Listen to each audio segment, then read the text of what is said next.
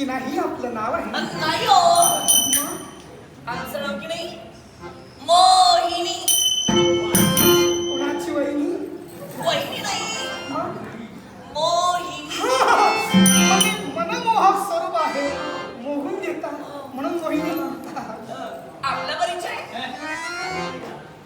अर्जुन पुत्र इरावण. काय?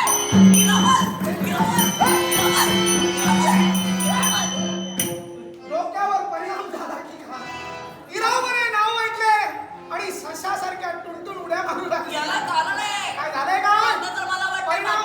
माझ्या डोक्यावरच परिणाम होणार. अरे काय? याला कारण आहे. काय? अहो, हा? आपले रूपवर्णन, आपलं गुणवर्णन मी बऱ्याच वेळा ऐकून होते. आपले पराक्रम देखील ऐकून होते. विंद अडविंद सारख्या महान योद्ध्यांना तुम्ही धुचारीला म्हणे असे पराक्रमी पुरुष आणि आपल्याला भेटायची खूप इच्छा होती. आणि आज बऱ्याच जणांना मला भेटायची इच्छा आहे, पण आज तुझ्या जीवनात संधी मिळाली. माझं सौभाग्य म्हणावं. नाव ऐकलंय माझं ना, अनुविंद विंद यांना. आपण धुचारीला असे महान योद्धे आपण.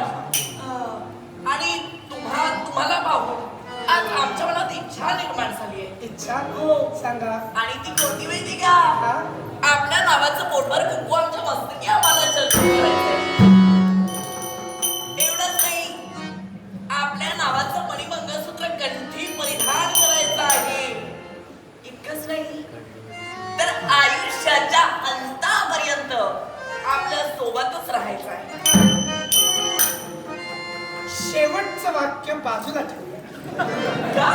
पहिल्यांदा विचार करताना 2 वाक्यांचा करूया. काय म्हणालीस? तुमच्या नावाचं बोटभर कुंकू आपल्या कपाळाला लावायचंय. हो.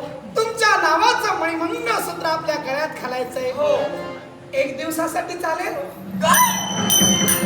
असं अभद्र का म्हणता? नाही, मोहिनी म्हणालीस ना. हो. अभद्र नाही ग. काय माहितीये, उद्या जो उजाडणारा दिवस आहे, पुढच्या समरांगणे 8वा दिवस उजाडणारा आहे. त्या दिवशी समरांगणी मला मृत्यू येणार हे मला कळलंय. तू हसतेस का?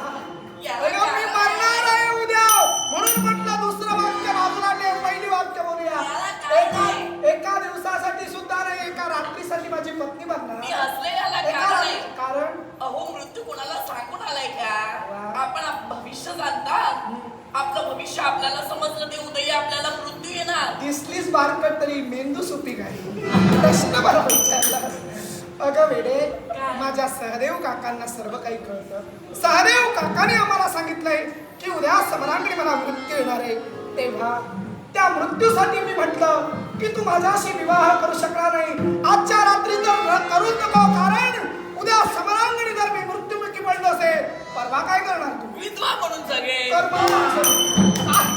अगं, पुढचा विचार केलास? याला कारण आहे. अगं, परवा विधवा म्हणून जगणार. हो. एका रात्रीपुरती माझी पत्नी होणार. पण लग्न लोक तुमच्याशीच शुद्धीवर आहे. करणार. लोक फिरताय का? हो. ए, बाई जा, हात जोडतोय. कुणीतरी सुंदर युवक बघ आणि आयुष्याचा जोडीदार बघून त्याच्याशी लग्न कर. माझ्याबरोबर लग्न करण्याच्या भानगडीत पडू नकोस. मी माझ्या निर्णयावर ठाम आहे. काय निर्णयावर ठाम? मी आपल्याशी शक्य नाही. अगं, पण कसं शक्य आहे? हे लग्न अशी होणार नाही. ही लग्न अशी होऊच शकत नाही. याला कारण आहे. लग्न का होणार नाही?